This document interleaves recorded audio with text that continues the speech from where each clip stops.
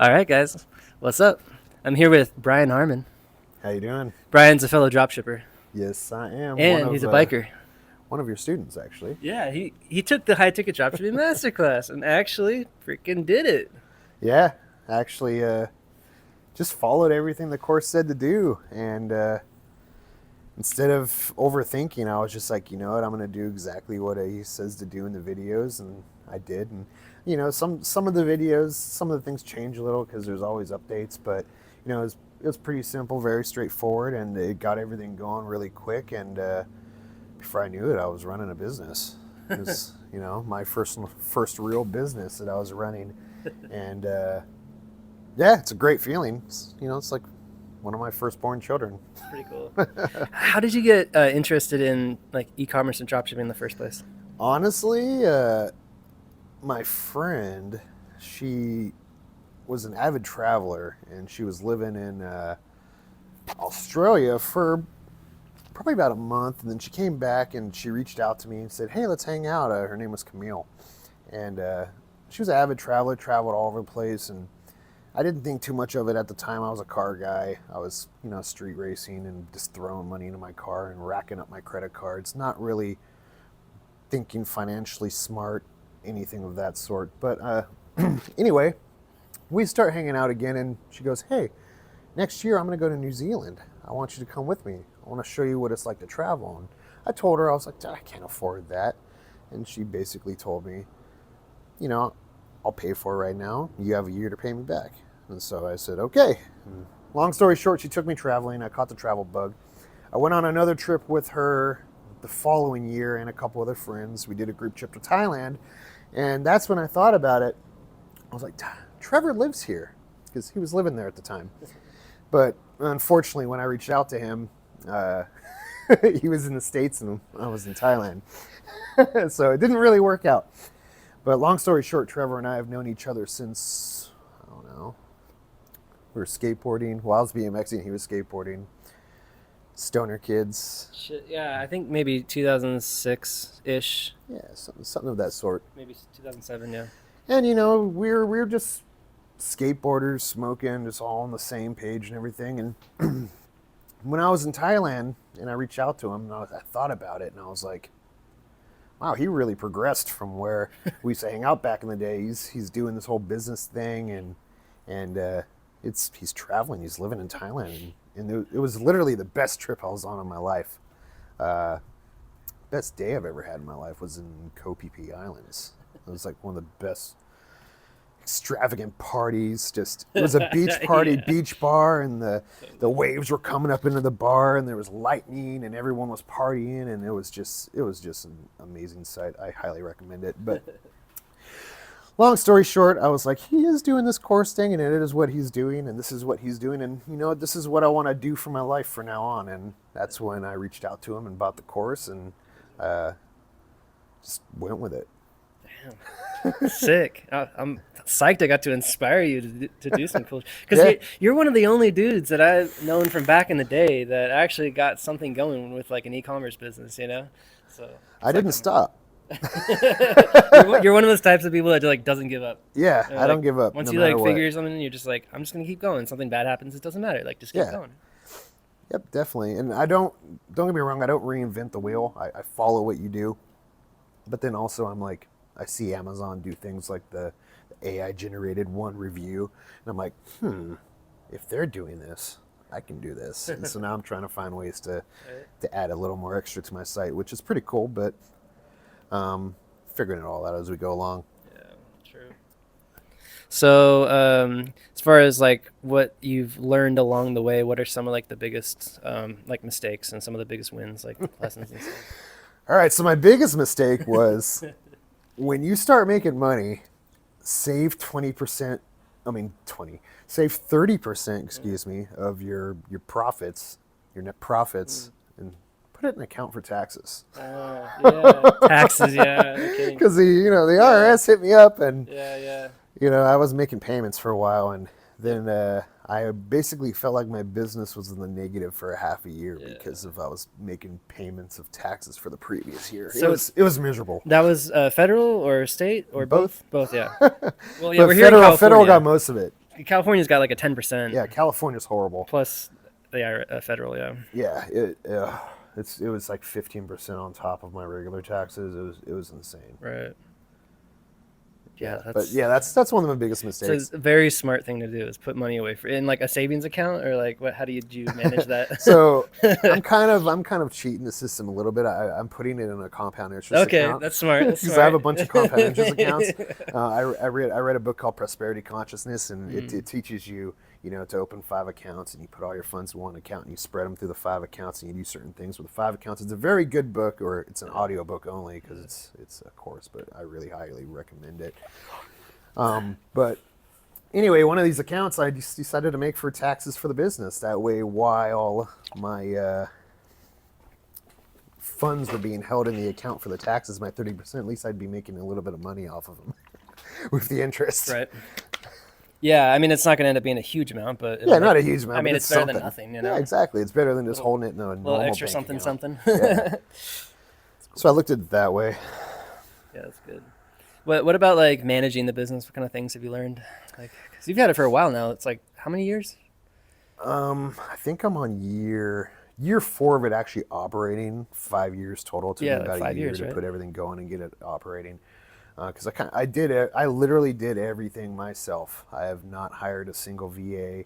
I have not done anything, and I'm starting to think right now that might be a mistake, because I've been reading a lot of reviews, and Trevor's been telling me all the time, hire a VA. They can do things that you don't know. They know things that you don't know, and I just got to be able to pull that trigger.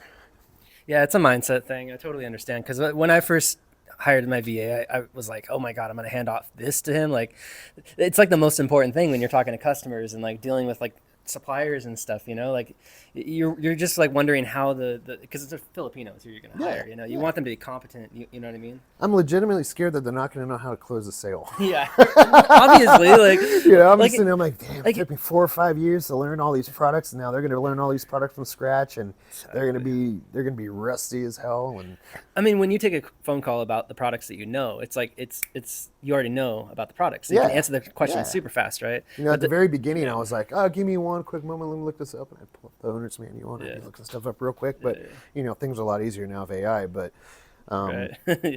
that's kind of easing my mind a little as well with the VA. It does help them literally a lot. if somebody asks you a question, you can literally just type it into ChatGPT, and it's incredible.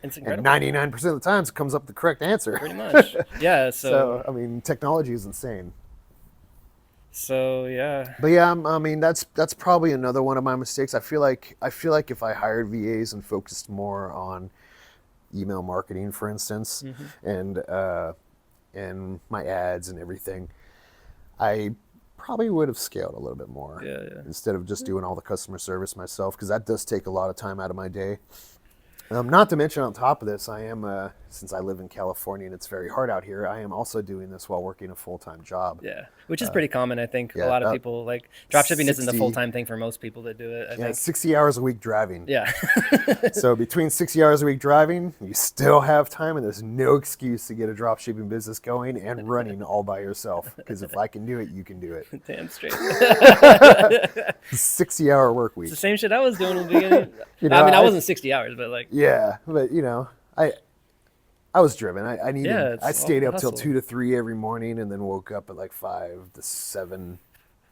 Came to work late a lot. I mean, you have a couple hours. You can watch TV or something, or like just like screw off, whatever. Like just get super high and do nothing, or you could like honestly, there was a time. I don't know how long it was, because it's just a cloud when you just like zone into working.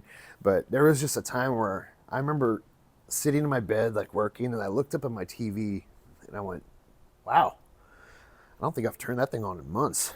Because I'd literally come home and just go straight to the computer. I had so much to do, or I was excited. I was loading new products, or making deals, or closing sales over email after hours. It's fun. It's like a game almost. Yeah, it's exciting, right? Yeah, it's exhilarating. I'm addicted to it. Yeah, it's like you win the game and you get a sale, or like when it ships out, or like whatever. When the customer's happy, like that's a true win, is when the customer is super happy and they like write you about it or tell you about it or something like that. They give you the good review on Shopper Approved. The good reviews, Or send a picture or something, like a video. yeah, they or send something. you the picture. They send you the email marketing where you try to get them to give you a review. And they actually give you a review. You go, whoa, all right, this is my content now. It's awesome. Yeah, there was a time when I actually completely got rid of my TV because I was like, this thing's too distracting. I was like, if I just have my computer and no TV, I guarantee you I'll be like twice as productive. Honestly, it's kind of how I am right now because I have the baby now. Yeah. We just had a baby, Yeah. and trying to work with a baby in my lap is crazy. Like, he's just touching the keyboard, he's screaming, wiggling, and I can't work. So it's like I started watching TV again, and now I'm sitting here like holding him watching TV, and I'm just like, I should be working. Yeah. The back of your head. But is then like at the same time, I'm spinning. like, you know what though? Like, I'm in my kid's life. I'm watching a show with him. Like, Right. I need to relax. This is my family. True. And the kid, I think, is sensitive to the the vibrations. Like how you feel when you're totally. working is more like, I don't know, high vibration. You're like, and then you're relaxed when you're watching TV. So I don't know, it's probably different for them too. Yeah. But I don't know, maybe like if they're growing up around you and seeing you hustle all the time and like focused on work, that might also make the baby like grow up that same way with that same mindset. I don't know. I'm gonna teach him to. Are you gonna teach him how to do drop shipping? Yeah, I'm gonna teach him to run his own business from the start. Definitely, man. I'm not gonna have him. I mean, unless he really wants to and he wants to pursue a career in something that he wants to do, like a firefighter, or he wants to go to college to be a doctor or something. I'm not gonna force him to do the whole. You got to go to school. You got to go to college. You got to get a degree, like our parents taught us. It's a different world now. Yeah. It's you create your own business. You create multiple streams of income, and it's about who you know, not what you know. That's going to get you the connections and the jobs. That's super basically. true. So Networking is key. Yeah, it's a completely different world now. Yeah. So I got to train him different from what schools and everything has treated us. Yeah. But it'll work. He'll keep it going. Social media has changed a lot, man. It is crazy now. Like, it's so easy to connect with people, but the connections aren't really as deep because they're through social media. When you meet someone in person, then you like really feel the energy. You really vibe with them. Yeah. You can create like a much deeper friendship. Like for instance, with dropship suppliers, most of the time you're just talking to them on the phone. Like you don't actually meet them in person. But like if you go to like a trade show or you go to like their headquarters, wherever that is, and actually talk to them in person, like totally enhances the relationship. Like you're almost become Definitely. like close friends with them and stuff. It's cool. Yeah, once you see them face to face, they just every time you call them, hey Brian, how you doing? Good to hear from you. What's going on? Yeah. And they're excited to hear from you. Exactly. So it's pretty cool. I mean, there was one supplier I have. I'm not going to say the name, but basically I was trying to get it for a while, and I couldn't, so I went through a distributor, and was still selling the products, but through a distributor, getting a cheaper rate. And finally, I went to a trade show, and behold, there was the president. And so I walked right up to him and started talking to him, told him who I was, and he's like, oh, I remember your emails. And next thing I knew, I had a straight account with him. I just closed it right there on the spot in person. And he just said, hey, like next week, I'm going to shoot you everything over. And then next thing I knew, I was making $250 an order instead of $85 to $100. That's amazing. Yeah. See, just a little thing like that can go such a long way, man. Just establishing like a better relationship with the supplier and with the customers too. I mean, I don't really never met a customer in person. Actually, I take that back. So back in the day, before I did drop shipping, like kind of the way I do now, I was doing it mostly like using SEO and stuff like that. I started a bike shop. And I was selling bikes online, right?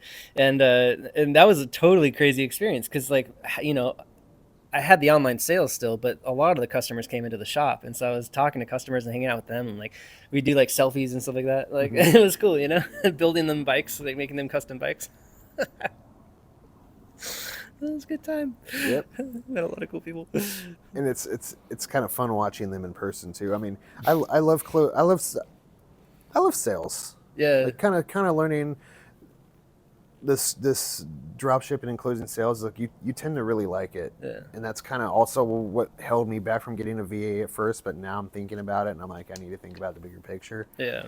I mean, don't get me wrong, it's fun being the store owner that everyone rants and raves about because they're like, wow, I actually spoke to the owner of the store. Thank you for calling me back. It's not someone from the Philippines, because there are a lot of customers out there who are like that want to speak from somebody from the States. Right. But time and time again, it's just kind of forgot where I was going with that, but it's about time to change and get a VA pretty soon here. Yeah. So okay, VAs are like. Here, I'll just give you some advice since it's your first time. Yeah, definitely. Live coaching call here. Okay, hire a different VA for different things for sure. Okay. If you're gonna do customer service sales, hire one that just does that. You know. Yeah. The only other things you can have them do is maybe do like inventory updates and like price updates when they're only like really necessary. Yeah. Like if something's out of stock, you know. Yeah. But that VA shouldn't also be doing like product uploading or like whatever, you know, like have a separate VA if you're going to have someone do product uploading and like data entry and stuff like that, just because it's better.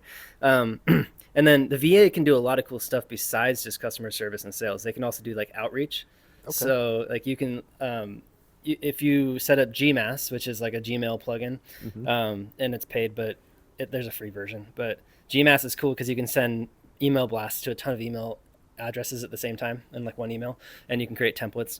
So like, let's say you want to get more backlinks to like, you know, get better organic rankings. Yeah. Yeah. So if you just like have the VA research like a list of blogs in your niche and then shoot a ton of emails out to all those people, and then like the VA can do the negotiations and stuff, and usually backlinks are like $50 to $100, you know, and then you just basically put a blog article on their website with a link to your website, and you can get links from a bunch of different websites that way. And your VA can pretty much manage the whole process themselves, you know? So like there's so many things the VA can do for you that will free you up, especially because you have a kid, you know? Yeah.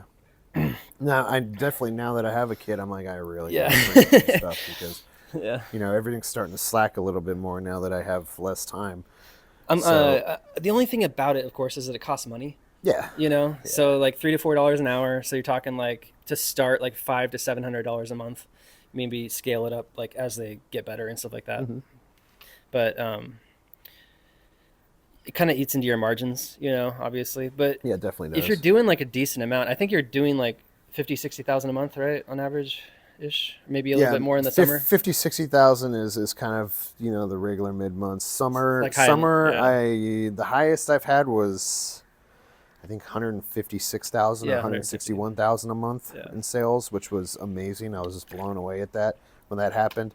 That was during COVID, which was pretty crazy. Yeah, COVID too. was cool. Yeah. Yeah, it was insane. I feel like I was at the right niche at the right time, but right, for sure. You know, that was pretty wild. But yeah, averaging about 60,000 on normal months. Yeah. Slow months maybe 50. So it's you a know, pretty Christmas, cool. New Year's. It's the like perfect 50. place to be because it's like not too scaled so that like things get tough to deal with, but it's making enough money. You know, it's like profitable. So yeah, just my niche is not a niche you know buy everyone something for Christmas with. Yeah. So that's why you know those months are a little it's slower. Like, but it's better though. It's like stuff people need. You know. yeah, exactly. So that's the important thing. Especially during you know summer and spring. Yeah. And fall, it's just huge. It's just flowing. Yeah, if you guys are trying to figure out like what niche to sell, I think it's like one of the hardest things to determine when you first start. I usually always tell people just like look around your house. Like there's a bunch of cool stuff around your house that's expensive. You know, $1,000, $1,500. There's like fire pits and there's like, you know, pool cleaners and I don't know. There's probably can't sell like regular motorbikes, but you could sell electric bikes. You know, there's a lot of the gazebo thing, hot tub, you know, whatever. You know, Well, I know a few guys that ride that is actually they started drop shipping sites for bike parts. Yeah, for bike instance, parts. like, like they're doing these crash bars. I bought this crash bar off of my buddy's drop shipping site. Okay. Because I saw he was doing it, and I was like, "Hey, I'm gonna support you." Hell yeah. And so I bought this crash bar off of him, and then I also bought all the internals for my motor off of him through his drop shipping site. No so I shit. gave him some good amount of money. That's awesome. And he was like, "Wow, thanks." And I was like, "Dude, from one guy to another, Yeah. you know, Yeah. you said you could give me the parts. I'm gonna go through you." It's cool, man. So, Love it. but yeah, Yeah. So tell me more about your motorbike stuff. Yeah. How long have you been riding bikes for? about 5-6 years. 5 to 6 years now. Wow, feels like yesterday when I first got this thing. So anyway, I've been riding dirt bikes since I was probably about 17, 18 is when I So what is got this? my first This dirt is a bike. Harley, right? This is a Harley, yeah. Yeah. What's the Harley model? Davidson. It's a street bob, but it is Street bob, okay. it's all Dyna-broed out. Yeah. You know, I raised the suspension so it can dip in the canyons a little harder. Yep. Got crash bars and everything, of course, and I had to rebuild the motor because I blew it already. It was just, How did that you was do a that? nightmare. I guess Just revving it too the hard? friends I ride with, they ride pretty hard. So I guess I just beat the crap out of it. And it's a Harley. They say they break. So I was, That's cool. I just heard a ticking noise and I was like, Uh-oh. that's not good. And Yeah. so I opened it up and found out there was problems. Yeah. But yeah, I put about as much money in that bike as I paid for it. Yep. But it's worth it. It's fun. This is Yeah. actually the first street bike I've ever owned. Oh, okay. Yeah, before it was all dirt bikes. I walked into a Harley dealership, just curious. I'm going to sit on a couple bikes here and there and just kind of see what I want, see what I feel like. And next thing I knew, I was coming out with this thing. Sold it on the spot. It was just kind of funny because I was walking up and I looked at it and had these big ugly T-bars on it, but it already had a step-up seat and an exhaust. And so I was like, wow, that's a few grand I don't have to pay already. And I was like, that's a really cool looking bike. But there was no tag on it. So I was like, it's got to be an employee's. So I was sitting on some bikes and came out and he was like, oh yeah, we just got this one in as a trade-in and we just cleared it. And I sat on it and I started it and then I called my neighbor to drive it home because I didn't have a license. Oh. That's So that's my story on that. Wait, But how did you get a motorbike before you got your motorbike license? I bought the bike and then I got a permit. Oh, okay. But I And mean, then I started you have to take a practicing with training course permit. to get the license out here, right? Yeah. Oh, you don't have to take a training You don't course, have to, but okay. it's a lot easier to take the training course Gotcha. than it is to do the DMV test. Okay. Oh, okay. So you did the DMV test? No, I did the training course. Oh, you I did? the- Okay. I did the 3-day training course. Yeah, I did that too. Yeah. And I was riding the bike a while before I did the training course. So it was because just I got like- my permit. you were, like, so- messing around. Yeah, it was just easy. It was so Yeah. easy. They threw me on a little 200 bike and I started mobbing around and it basically got to the point to where everybody was like, just follow what he's doing. Yeah. And they pointed to me. And I was like, okay, cool. And then the final day of the class where I was going to take the test, I was like, fuck, screw it. I don't know if I can cuss Yeah, on you this or can. not. It doesn't I matter. can't. Okay, so Yeah. fuck it. I'm just going to take the bike. And so I showed up on the bike and everyone was like, what the hell, you ride? You've been riding this whole time? And I was like, yeah. Like, what do you expect? And the instructor's like, what's up, Jax? He called me Jax from Sons of Anarchy. And I was like, don't call me that, dude. Come on. And he's like, where's your white shoes? And I was like, dude, fuck off. Just because I have a Harley. And I was, it was fun. Good experience. I have not, well, I've laid the bike down, but very slow when I first rode it. Yeah. But I have not crashed and I have not gone down yet. And it's been 6 years. And So did you get the bars for like when you're going really deep in the canyons? Like no, the bars are just in case the bike crashes. just Yeah, to just kind of save it. protects the bike a little bit. Yeah, I got you. For instance, That's smart. a little stunt bike back there. I got a little Z125 I'm trying to practice wheelies on because I don't want to destroy that thing. Make sure the camera can see it because it is pretty Yeah, sick. you can adjust the camera if you Oh, can it's see just right that. behind you. That's Yeah, all. you can kind of see it. Here, I'm gonna carry this over there really quick. I Just want to real show these quick guys. for It's a pretty but sick little anyway, bike. This little tiny one's got a cage on it too, and I've been practicing on it, and Yeah, this thing's cool. I've eaten shit on that thing multiple times, so it hurts eating shit on the street, but There's not another on the Harley over Harley. here too. Yeah, super nice bikes. But yeah, I love the bike life. It's very dangerous riding in Los Angeles. So you get good really fast. Well, you're trying to avoid all the crazy ass drivers and stuff. Yeah, it's Last time I was out here, it was funny. I was we were hanging out at Jake's on the last night, and I had to return the motorbike to the place in Hollywood or whatever. I remember that. And I was trying not to drink alcohol because that was the main thing, but I got super high. We were smoking like bongers or whatever. And I just remember like getting on the freeway and thinking, you know what? I'm just going to treat this like Bali right now and see what happens. And it was funny, man. Like all the cars would just like get out of the way like when they saw me coming because that's just what they do out here. It's kind of cool. They're just like, Yeah, they just split. Well, part the seas, you know? a lot of times they do it when you're on a Harley as well because they don't know if Yeah. you're rocking colors in a Harley, and they don't know if you're a dangerous It's, like, person or just sketchy a or normal something, right? person because Yep. there's all sorts of different things going on around here. So people kind of fear the Harley riders a little bit more, and they kind of get out of the way. Yeah. But I still have my fresh share of people when I'm lane splitting that will come over and try and block me and keep me from doing it, and then flip me off So while annoying. they're sitting there, even though it's legal.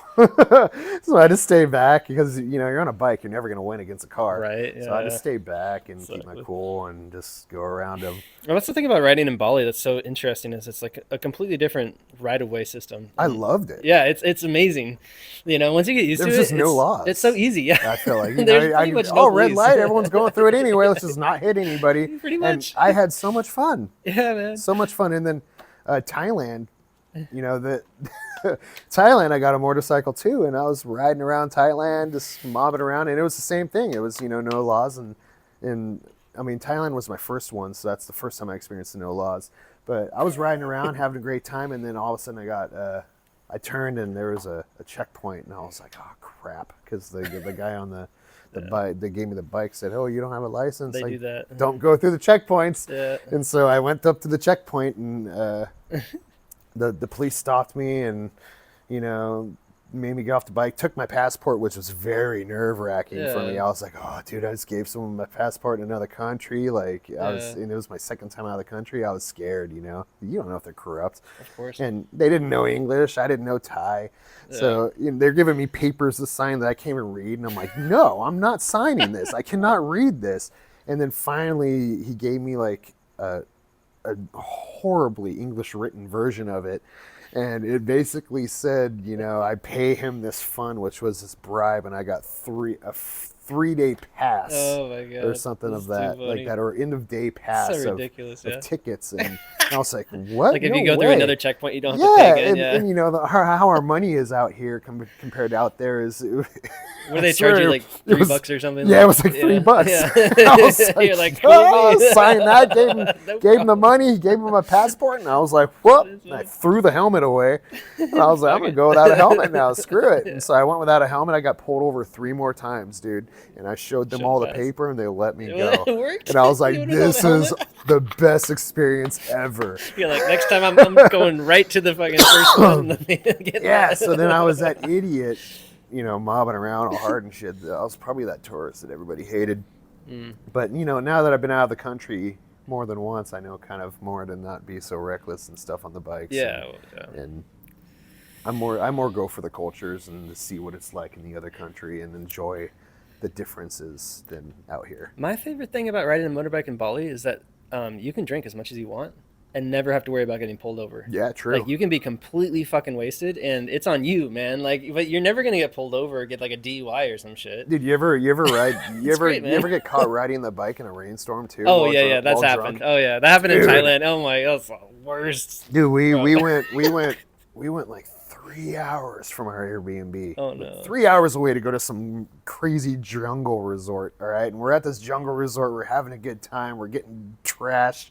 And we look up and there's dark black clouds in the sky in the corner of the area, but everything else is clear. So we didn't think too much of it.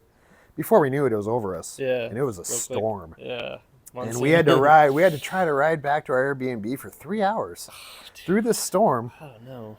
And it was basically following us the whole time. Let me guess, it was like a little ass motorbike, like a 125 or something. Yeah, they were little scooters. A tiny little scoopy thing or something. I was in sandals and swim trunks and a little tank top. Because when you rent a motorbike, they don't give you like a big one. They usually give you like the tiniest little crappy. Like this thing's probably not even good with wet asphalt, Yeah. And I figured it wouldn't be because when the storms hit, the road was clear, all the businesses were closed. Yeah. I was like, am I supposed to be out here riding? But we kept going. We made it back, but it was interesting. It's funny, man. Yeah, I was in Phuket in last October or 2 Octobers ago, 2022, and it was like a honeymoon or whatever. But we stayed at this resort near the airport, and I didn't really realize at the time, but like there's nothing out there besides just the airport, like a tiny little town. And I wanted to get some weed because weed's legal in Thailand, so I went from the hotel.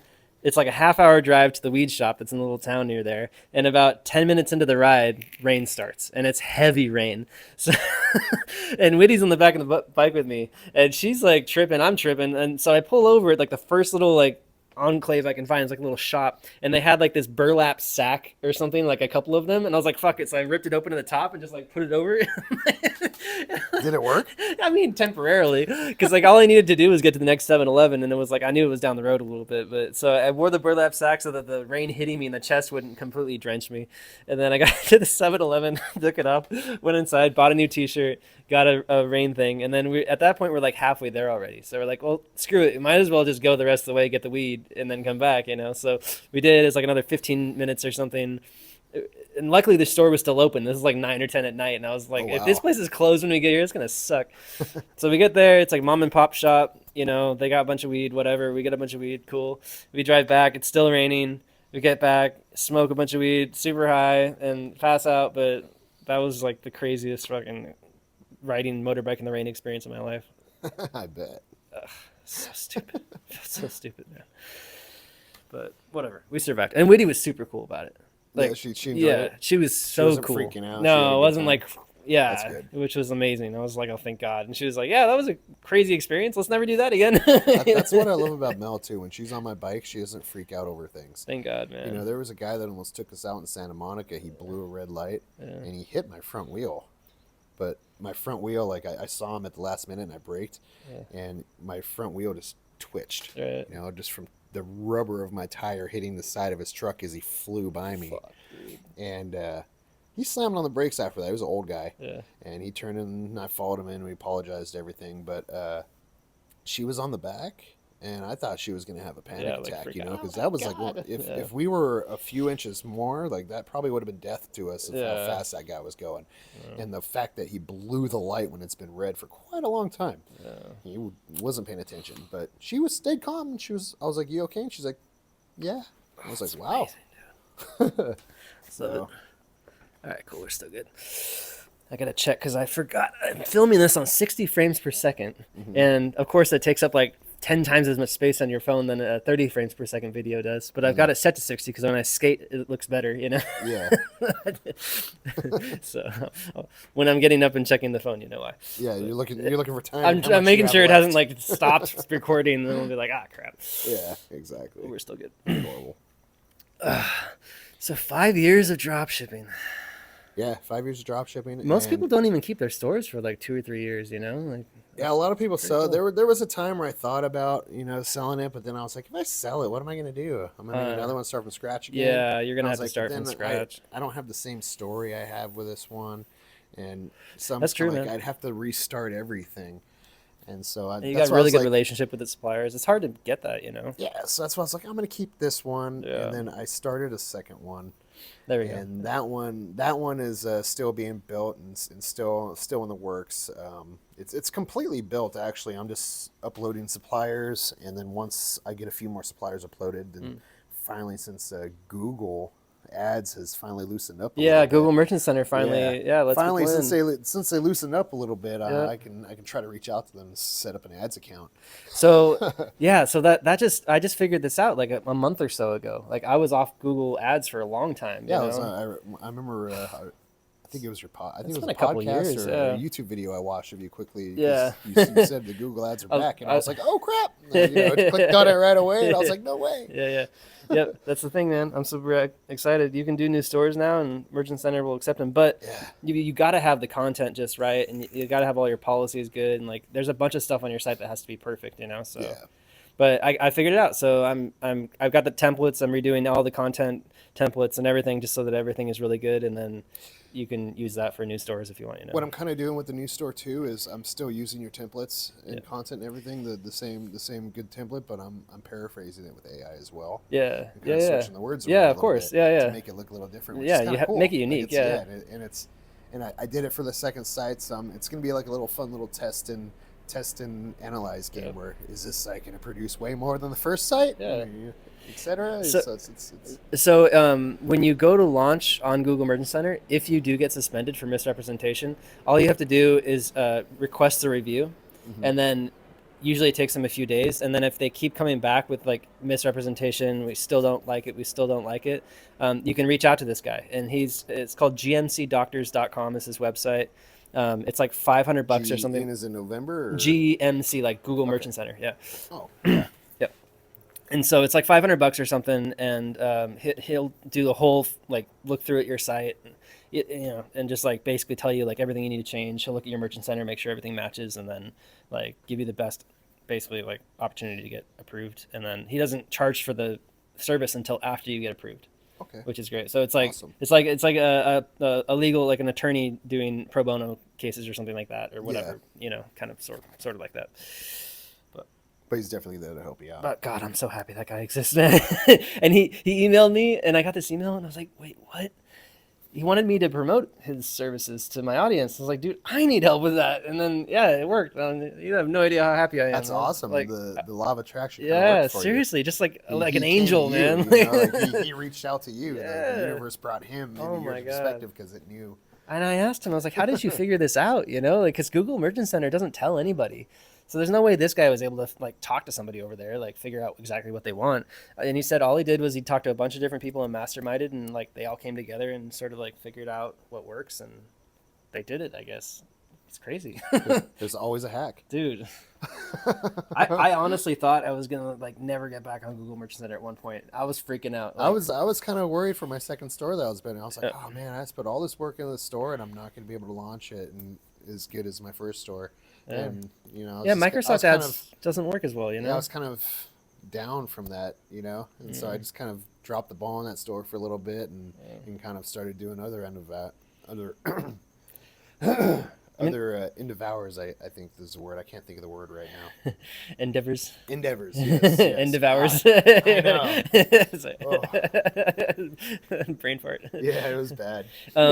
You know, you're on camera, so you start to say it. I'm like, I gotta go with it. I'm just trying to finish my sentence at this point. Like, I don't even know what I'm saying anymore. I already kind of said it. I gotta go with it now. So the best thing to do for sure, if you are ever thinking about selling a site, is have a second site that's already making sales. You know what I mean? Exactly. Like don't sell your site and then try to build a second site. Have a second site already going. Yeah, that would have been all my work gone, and then I had a little lump sum of change that probably would have been gone in no time, and then I'll be like, wait, back to square one. Right? That's pretty much what I've been through multiple times. So I've made that mistake a bunch of times already. Like, and it sucks because you get a bunch of money, you get lazy. Because you know what I mean? Because you want to chill after you get a bunch of money, and then like and you enjoy it a little bit, right? And then you know, a year later you're back at square one, and you don't really have anything going. So it's like you should always get something going first, and then think about that, and then take that money and probably don't even like look at it as like spend money, like invest it, or something like put it right back into the business. Yeah, or just like put it somewhere where it will produce more money. Yeah, whatever that happens to be. Like you're talking about land flipping, which I wanted to talk about too, which is really interesting. That's actually another business I'm just starting and trying to get into. It's really cool, man. Yeah. Just because I live in California, and so everybody I tow out here. That's my driving job. So I see a lot of people. All right, and all these people I pick up in Calabasas with these multi-million-dollar mansions and these, $700,000 Rolls Royces, and I'm just sitting there thinking, like, how do you get to their level, and what did they do? So when I'm towing them, I just was like, screw it. I got them in my sights for about 20 minutes of a drive, so I'm going to find out, hey, what do you do? And most of them say real estate. Yeah. And it's interesting. And I'm just like, so you just buy and sell properties and businesses and stuff? And they said, yeah. So I thought, I thought about it, and I was like, I really got to get into real estate, but I don't have the capital. Yeah. And so I started looking at everything, and then I was just figured, what's the cheapest thing in real estate? And I was like, oh, land without a house on it. And so I'm going to start with that. True. And so I started a land flipping. Well, I started a land flipping LLC, and then I got a domain, but I don't have anything else going yet on that. I'm just building it up from there, waiting for the domain to come through, because it was I paid a little bit of money for this domain because it's a high a premium domain phrase. Yeah. I paid $1,000 for this domain. Oh, wow. So to pay $1,000 for a domain is like, but so you got to do something with it, Yeah, the only reason why I did it that way and I just paid the $1,000 for it was because trying to find a name in a real estate industry that's very highly saturated. Like, you think dropshipping is saturated at all, which is not. Yeah. Dude, real estate is saturated. Insane. You look up, Harmon Venture Company, there's an LLC. You look up Harmon Venture Capital, there's an LLC. You look up Harmon Venture Properties, LLC. Harmon Venture Props, it's LLC. You look up any name. I went through so many names of LLCs going through Google, and there was an LLC for everything. And I was like, how do you figure out a name that's going to catch the people? Yeah. And so I finally found one, and I paid for it, and I got it, and I obtained it, and nice. I'm trademarking it real fast because I want to make sure it's mine. But it's just plentyofacres.com, worth $1,000. That's a great domain name. Yeah. So with that domain, I'm guessing you're going to have like a lead generation thing going on? I mean, the plentyofacres.com is probably going to be the website I'm going to be selling my properties on. Oh, okay. Like a marketplace. I'm also going to. It's like a Shopify store? No, I think I'm gonna do something kind of like that. I'm gonna throw a little drop shipping kind of Shopify theme store into it. I'm gonna build my own version of the website. Dropship land, bro. Yeah, so maybe it's like it's not technically drop shipping, but it's because you just gotta. It's almost like selling a digital high ticket land. it's almost like selling a digital masterclass, for instance. You know, it's a digital product that you don't have to ship. Just a person pays it, you get the paperwork taken care of, and you're done. We were talking about this the other night, and one of the things that came up was that there's problems when you sell property sight unseen, right?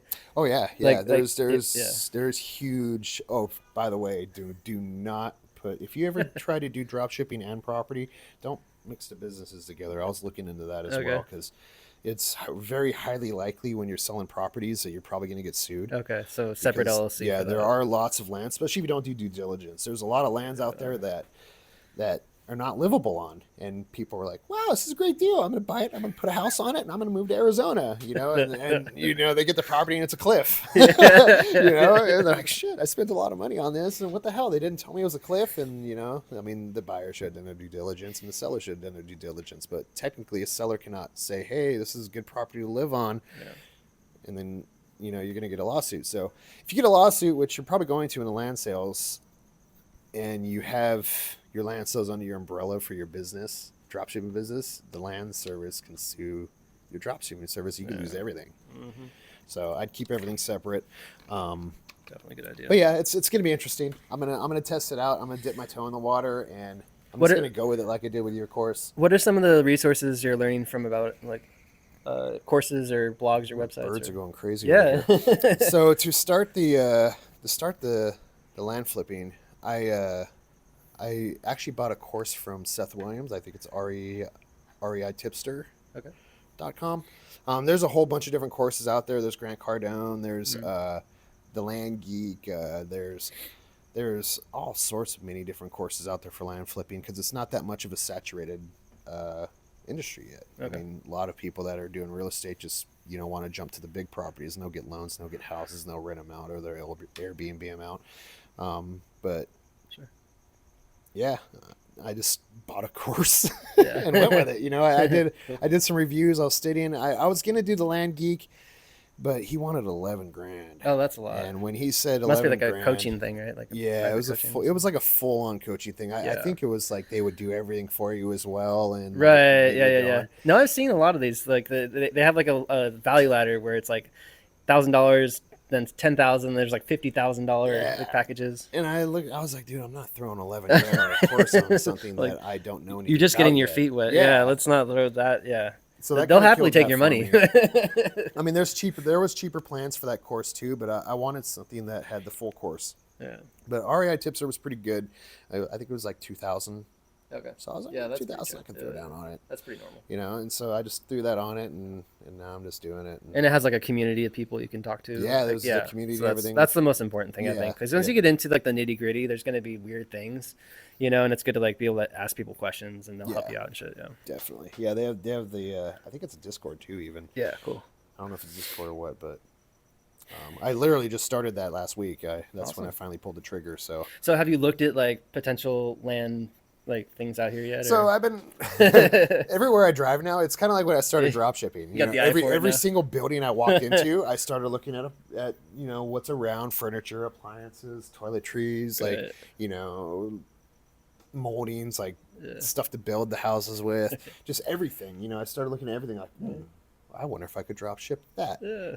I wonder how that would sell. I wonder if this is popular, you know, and I started doing that with land. So now I'm driving. Everywhere I'm driving, I'm like, oh, that's a vacant looking plot of land. Is it for sale? What do you use, like Redfin or something like that? You just look it up. No, I mean, I'm gonna just write it down. There's a way you can get cheaper prices in wholesaling, but I just don't know how to do it yet. I haven't gotten that part of the course for sure. But I've just been looking at the land, so I know I'm not going to be buying wholesale. I think it's going to have something to do with reaching out to customers that are not paying their taxes on their properties, or just want to get rid of their properties. You got to find highly motivated sellers who just need the money. Definitely. And so you can get the discount. Yeah, I was getting the kind of gist of that from other courses and YouTube videos and introductory videos. So I mean, that's going to be a pain in the butt, and there's going to be a lot of mail. Definitely hire a VA, dude. Oh yeah, Because they can do all that outreach for you. yeah. You know? I think. Well, I at least think, the digital outreach. I think the REI Tipster guy that has it has a VA service He that already must. does it for the mail for Right. me. Because there's a ton of outreach. Yeah, because I'm not looking Yeah. thousands of envelopes. What do they call it? Like, yellow letters or whatever? Yeah, I'm taking it to the post office every day. Writing it out. Like, nah, yeah, dude, no. no way. Yeah. Yeah. Oh, no. When I first thought about that, I was like, this is 2024. Is there a better way to get a hold of people? But then you think about it again. iPhones block calls that. You don't everybody's recognize, like likes a emails are different blocking thing. everything now. Gmail's blocking everything. Yeah, they're working on that. Yeah, true. Yeah, so it's gonna be a lot harder to reach out to people. I mean, you can just knock on doors, but if it's land, there's no door to knock on. So I mean, unless you find you somehow skip trace the owner of some land, or they're just like standing there somehow. That hasn't paid taxes on for 5 years, and you're knocking on his door like, hey, yeah, I'm here to buy your land. Well, it should be an exciting journey. Yeah, it's definitely going to be. And it's like one of those I'm things excited for it. you don't just sit in front of the computer the whole time. Like you go out and talk to people, Yeah, So I think that's cool. If there's anything local, Yeah. I'm going to want to check it out. If I want to check it, I mean, crap. I mean, I might be using some of my drop shipping stuff right for this project with the land. Like I'll start building stuff with it and kind of put everything together and then promote my drop shipping site with the stuff on the land. Might if as I well. find a piece of land I really like in a different state that I really want to promote at, Right. Where else was I going with that? There was I don't know. I break You're like, again. fuck it. Yeah. No, that's cool though. I think it's smart because when you have a retail store, like you were saying with the bike stuff, like you never know who you're going to meet. Yeah. People are definitely probably going to be interested in buying that, so they might as well buy it from you. Dude, when I first got on a motorcycle, I had no one to ride with. My neighbor who picked up my bike, he had a family. He was like, oh, I can't ride. Wife says no, I can't ride. And he never rode to me, so I learned on my own. And then one day I picked up a guy that I towed, and he told me he rode, and he's like, hit me up, ride with me. And then I met all of his friends, and I met this huge community of bikers, and it's just crazy how talking to people will get you totally where you are. Yep. I love it. Yeah, biker community is cool too because everybody's like a really, I don't know, they're really strong people, like solid, Yeah, really strong-willed, but they're very nice. Very cool, hearts. very nice. Yeah, exactly. It's kind of the funny thing. Yeah. Yeah.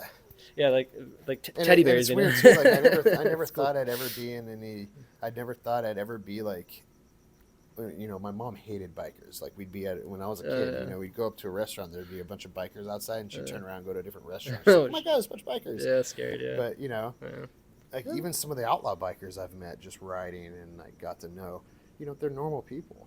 Yeah. I mean, there's a bunch of them that are obviously doing the criminal stuff, but then there's other people that are normal people that are just kind of mixed up in it, but they're nice. But I don't do any of that club stuff. I just like to ride for fun. But yeah. I mean, it's just crazy the people you meet and how nice everything is. So it's like now it's when I look at these clubs, I used to fear them, and now I look at them and I'm like, oh, that's so and so's club. Yeah. Yeah, exactly. Yeah. It's just a group of people that ride together. They just enjoy their thing, and that's kind of the way they wanted to go in life. Everybody's got different things. Like every group's going to be like, yeah, exactly. Yeah. Yeah, look at us. Like there's. I know. It's I like bet you and I will walk into an elevator, and an old lady will squeeze her purse a little tighter because she's like, "Oh, who's this guy covered in tattoos?" But yet, we're just entrepreneurs. Yeah, exactly. That's building our future. That's a very, very true thing, man. A lot of people do like look at tattoos and think, oh, they must be involved in like crime or like drugs or something, or just like a mean person. I think. It goes back a long, long time ago. Criminals would get tattoos and stuff. But tattoos nowadays are totally different. It's like an art thing, and it's like it's expression. Almost normalized now. Yeah, it's like totally normalized. Yeah. I'm starting to see law enforcement with tattoos showing now. They used to not allow. That. One time I came back to the U.S. and I went through customs, right? Immigration or whatever. And the guy asked me, "Did you bring anything back with you from Thailand?" And I was like, "Oh yeah, just a few new tattoos, And I showed him my sleeve, and he was like, "Oh yeah, sick, man. I got a tattoo also, And he showed me it was like a flag of Korea or something like that. And I guess he was talking about like he was in the Korean War or something like that. I was like, "Hey, there you go. See, like tattoos mean something." To people, you're both bonded. Yeah, from that little moment right there, like, oh yeah, check out mine. It's really about like, I don't know. It's like a moment, That it's like a memory, like etched in your skin. So you always kind of remember it. Yeah. And I love talking to almost everybody I meet professionally and fun because you never know who you're gonna meet. Yeah. You never know. You're never gonna know what they can provide for you in your life or what you can provide for them in their life. That's gonna like bring you both up. True. So it's. I try to meet as many people as possible when I'm doing, especially business stuff. Yeah. Yeah, just like same kind of here. Like if I ever hang out with somebody, like I'll just like kind of lightly mention what I do, and if they're interested, then I'll talk more about it. If they're not, no sweat. Like I don't even like I don't try to push it on them, but like oh yeah, dropshipping. Yeah, I heard about that. Yeah, okay. Well, it was great. Like when we were at breakfast this morning, you're like, hold on, let me grab my laptop real quick, and you pulled it out and you took care of some business. And I was looking at that, and I remember telling you, hey, like. Well, at the beginning, that was me all the time. We'd go out at my friends' houses and everyone would be partying and drinking and smoking. And I'm just sitting there like on my laptop, still talking to everybody. But then I go back to my laptop and but then everybody's like, what are you doing? Yeah. And I'm like, oh, I'm working. This is my business. And I'm like, oh, can you show me how to do that? And I'm like, no, I do not know how to do. I cannot show you how to do that, but I know the guy who can. And, I try to shoot them your way. Yeah, cool. And then, so far no one's pulled the trigger.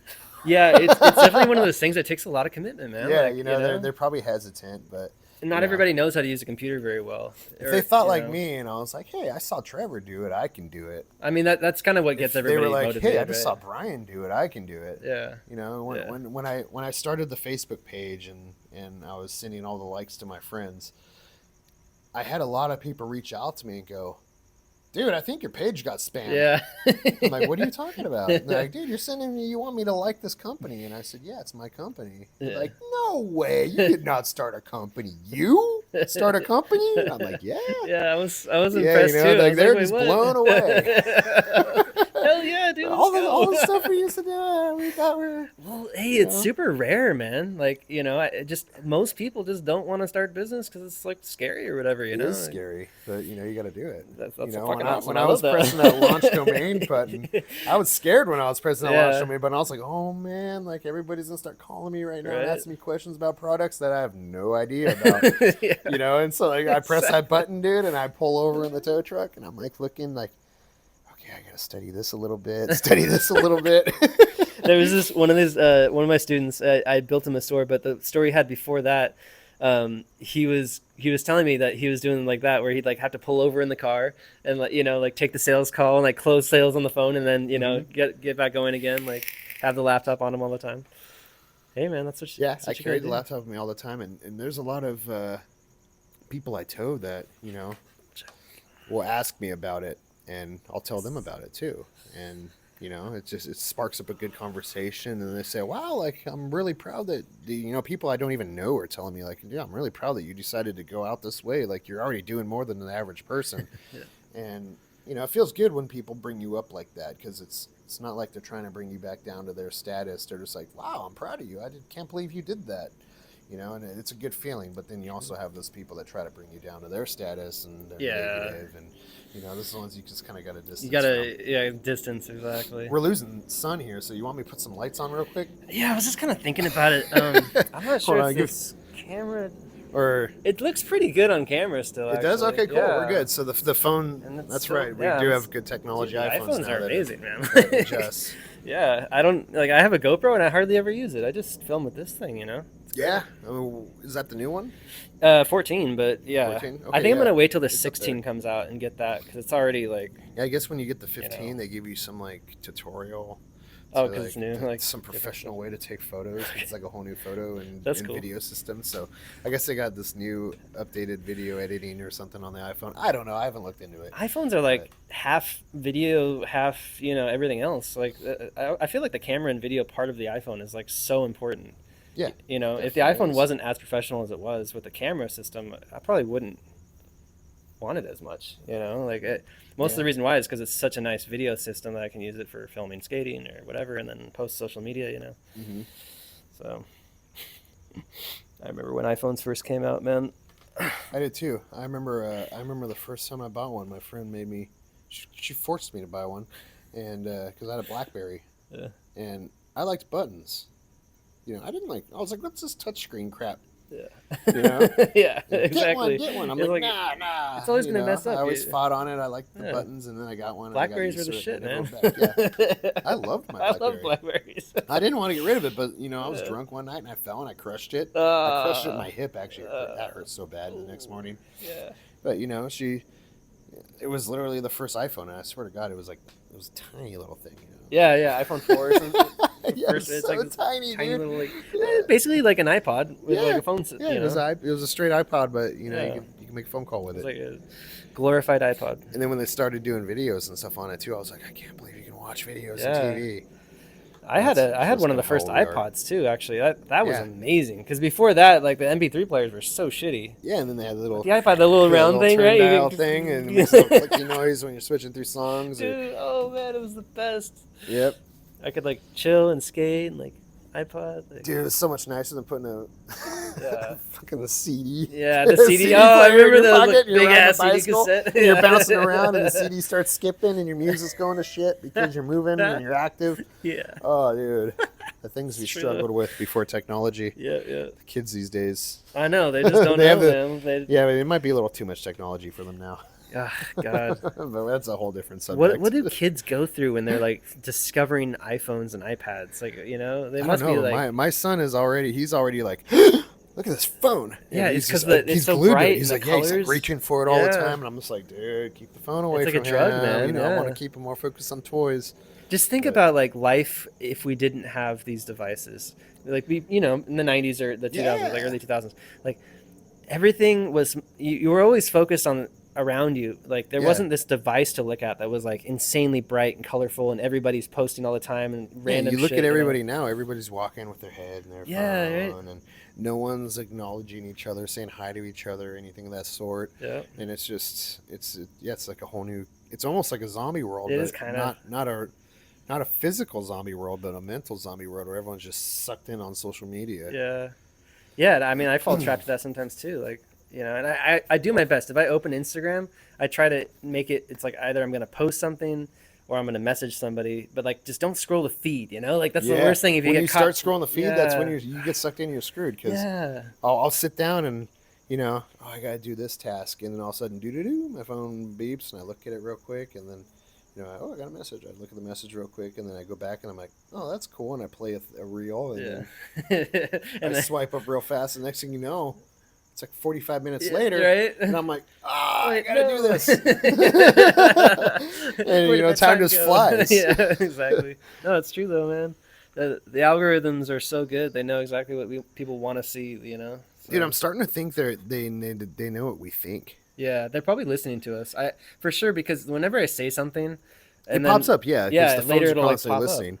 Definitely, I know that part. But the scary thing was, I think it was last week. I thought about something. Like I didn't even open my eyes. Way. I thought about something, and then I saw an ad.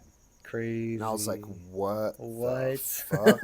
And I don't know if it was coincidence. You maybe typed it in the back of my mind. Something. I was like, Because I know if this is real. I know they're messing with like Neuralink and stuff, where they can like read your brain waves. And because I've heard stuff about that too. Yeah. So that's why I'm kind of like, are they reading my? But brain? I wonder how far. Yeah, like how far is that technology already? Yeah, you never know. You never know if they might even have all this technology done and it's top secret and none of us know about it. But But at the end of the day, it's all about commercial advertising anyway, so it's not that big of a deal. It's not a big deal. That's a good way for them to market advertising. That's going to get other businesses, more stuff. Yeah, exactly. And that's good. But I mean, the if social you get media the wrong person reading into people's minds, then you're gonna have issues. There's that. Yeah, that's like true. That's like a whole another fantasy movie. Or if you're a bad person, like say you are trying to be a terrorist or some shit, and they find out about that, they're gonna track you down because like the NSA can basically listen to anything, right? Oh yeah, so that would be pretty gnarly, actually. If you're sitting there thinking about like, hey, I'm gonna do this, and next thing you know, the feds are at your house. Yeah, right. Exactly. Yeah. Oh man, they have the power to do that ever since after 9/11, basically, right? But then again, they need the evidence. Yeah. Well, yeah. They got all the evidence they need. It's right in your phone. Whatever crazy machine is, or whatever whatever read your mind. Yeah. Oh, I'm getting bit up by mosquitoes out here. Yeah, for sure. Well, it's getting a little bit dark, anyways. Yeah. Well, it's good to have you on the podcast, Brian. Seriously. Yeah, thank you for having me. And dude, it's so fucking cool what you're doing, and I love it. Thanks, I love it too. I'm stoked that I went down this journey. I mean, I was gonna try and be a cop. Yeah. Before I went to Thailand. No shit. I remember literally sitting on the plane, going to Thailand, and I was like, oh, this guy's a sheriff, and I met him. Because I talk to everybody, and I'm talking to this guy on a plane. He's a sheriff in Texas, and I'm like, cool, like I'm hitting it off with them, telling him I want to be a cop, blah blah blah blah blah. And then by the end of Thailand, I was like, I don't want to be a cop no more. Sick. I want to be an entrepreneur. Like, Yeah, dude, crazy thing. And then COVID hit, and then the riots hit out here, and the whole every time all that was happening, I was sitting there thinking, man, I'm so glad I didn't go. Would have been route. crazy if you were a cop. Yeah, I'd either be dead or I'd be, in the middle of all these riots, like just hating life. Like, why did I get this job? Yeah. But yeah, I'm glad I went with the route, and I'm glad. I mean, if you didn't start that course, dude, and I probably would never be where I was. So I thank you for that. For sure, man. Because we're skating and smoking and right. and Complete opposite. We were just little hood rats back in the day, just skateboarding and throwing rocks through people's windows and causing ruckus and just being little assholes, And then we went to. Oh wow! Now look at us. It's pretty cool. I know, it's crazy. I guess it's called growing up. Pretty much. Adulting. Cool, man. Well, you guys, let me think. I don't think Thinking of a closing statement? Yeah, I'm trying to. So usually, like when I do a podcast with somebody, I'd say, "Hey, go check out like their Instagram." But I don't know if you want people like following you on Instagram or anything like that. Yeah, I mean, you could. Or if people want to reach out to you with questions about dropshipping or something, how can they reach out? Feel free to reach out to my Instagram. I mean, it's FXD Brian. So F is in Foxtrot, D is in Delta, and then Brian BRIAN. 85. Oh, lights. And now we're good. We're gonna stop soon. Yeah, we're gonna stop. Yeah, it's all good. Yeah, Thank no you, problem. Thanks, man. But yeah, FXD Brian 85 is my Instagram.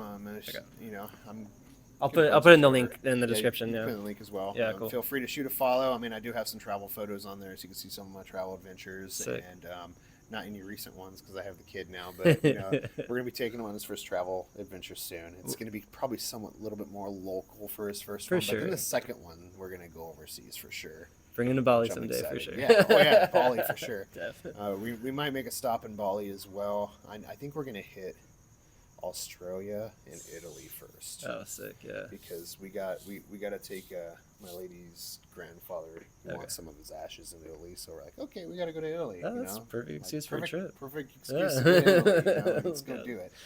And so we're gonna make a trip out of that, and then Australia. She's got some family into that she wants to see. So when we go to Australia, we're definitely going to Bali. Yeah, it's right there. I'll be reaching out, and be like, hey, where you at? Okay. Coming over. Let's go. Let's go hang out. If you guys are in Bali, let me know. I'm in Bali most of the years, so we can kick it, hang out, go drink some bintangs on the beach. Yeah, and I'm in Los Angeles, so there's millions of people here, and probably millions of you here. So yeah. If you guys are in LA, definitely reach out. If I don't have the answers, I can get the answer for you, or I'll send you to Trevor. Or something. I don't know. Cool. I'm always willing to help everybody out. Sick. All right, cool. It was a pleasure. Thank you.